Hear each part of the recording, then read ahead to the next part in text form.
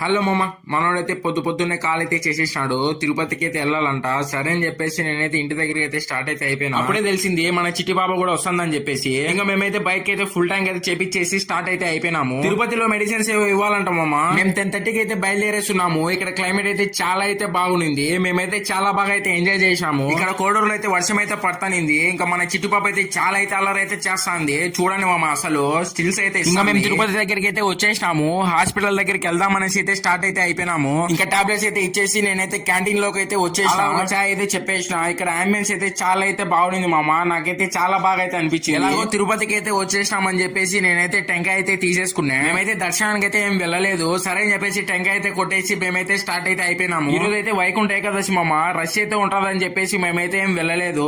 సరే అని చెప్పేసి మేమైతే స్టార్ట్ అయితే బైక్ అయితే పెట్రోల్ అయితే పట్టించేసి దారిలో స్నాక్స్ అయితే తీసేసుకున్నాము తిన్నామనేసి. ఇంకా పేమెంట్ అయితే చేసేసి మేమైతే స్టార్ట్ అయితే అయిపోయినాం మామ. ఇంకా సాయంత్రం అయితే క్లైమేట్ అయితే చాలా అయితే బాగుంది. మరి ఇవాళ రీల్ అయితే ఇంతే మామ. మళ్ళీ నెక్స్ట్ రీల్ అయితే కలుద్దాం. అంతవరకుంటా బాయ్.